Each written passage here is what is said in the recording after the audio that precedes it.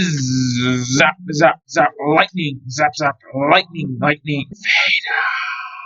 Hello everybody, just recently we've had the whole January 2026 wave of LEGO Star Wars sets leaked or revealed, which we will be talking about today. Kicking things off, we have the 75436 The Mandalorian and Grogu's speeder bike. It has a price of $10 and has 58 pieces. It's a decent set and its release makes sense with the upcoming Mandalorian and Grogu movie. It does feel kind of small, however the Grogu minifigure makes up for some of that. If you can find it on a 20% off deal and would like it, it seems like a solid pickup, and even at full price it's not a bad set. Next up we have the 75437 Cobb Vanth Speeder, which costs $35 and has 207 pieces. The speeder looks great with the mostly yellow, red, and tan color scheme. The accuracy as well is great for such a small set, but the main draw here is the Cad Bane minifigure. The last time we got Cad Bane was years ago in the Justifier, so it's great to see him here once again. The torso and leg prints are on point, and it's great to see arm printing too. The other minifigure is Cobb Vanth, and while it is great, it's completely inaccurate for this set. At this point in the timeline where Cobb Vanth and Cad Bane dueled, Vanth had already given Boba Fett's armor back to Boba Fett, so him having it here is erroneous. The armor is cool though, so LEGO probably did do it intentionally, since they weighed the cool factor as more important than accuracy. I don't agree with this decision from LEGO, however it does make sense. Looking at the price now, it's completely overpriced. This is a fairly small speeder that would have cost $20 just a few years ago, however now it costs almost twice that. $35 is just way too much for this set, and unless it's on sale I would not recommend getting it. Next up we have the 75440 MIDI scale AT-AT. It costs $65 and has 525 pieces. It looks similar to the gingerbread AT-AT released in late 2025, however it ultimately costs more and looks worse. The proportions are reasonable, however the miniature size is lacking for such a high price. I have stated before that I don't like most MIDI scale sets, and this one falls into that category squarely. It's small, uses tiny pieces for an inflated piece count, it's expensive, and is not that good. At full price I don't think it's worth getting at all. Next up we have the 75441 MIDI scale Venator class attack cruiser, also known commonly as just the Venator. It costs $80 and has 643 pieces. This one also unfortunately fits the mold of most MIDI scale sets. It has a solid design and looks fairly accurate, however has an inflated piece count due to tiny pieces and is absolutely overpriced. That being said, it is a solid model, so if you can find it for a cut price and are interested in display sets, then this is definitely one to pick up.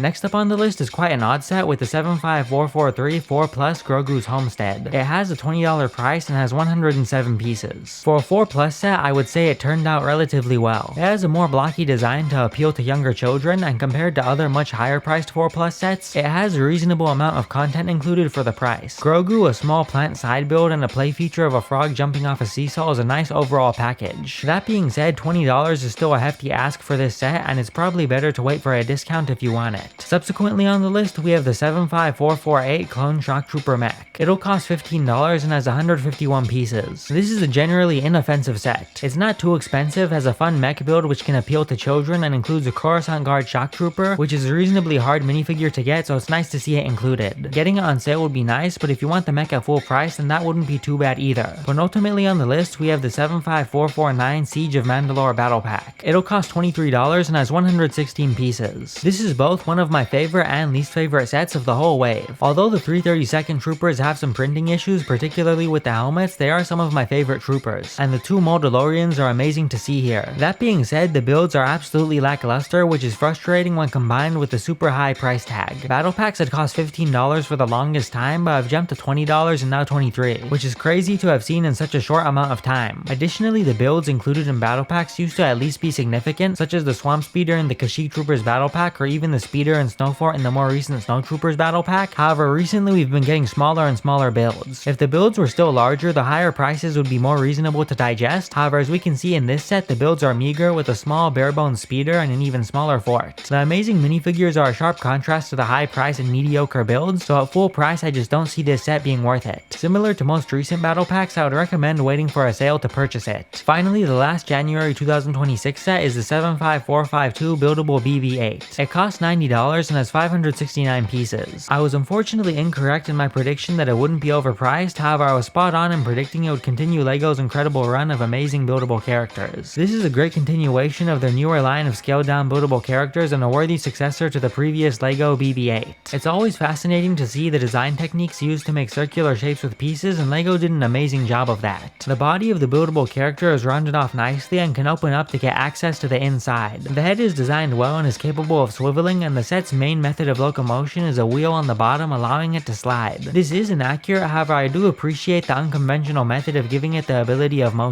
As good as it is, $90 is insane for its small size. $90 is the same price as the recently released buildable K2SO, which had a much more significant footprint size-wise. So seeing that same price tag on this smaller BB-8 is quite startling. On a large discount, and if you're interested in buildable characters, I would definitely recommend getting BB-8. However, at full price it just wouldn't be worth it with how small it is. Alright everyone, that is everything for today's video. Tell me your thoughts on the January 2026 wave of LEGO Star Wars sets in the comment section down below. Which of these sets is your favorite? What are your thoughts on the prices? Is this a disappointing or good start to 2026 for LEGO Star Wars? And one last thing before you leave, please remember to hit the subscribe button, ring the notifications bell, and leave a like on the video. Bye!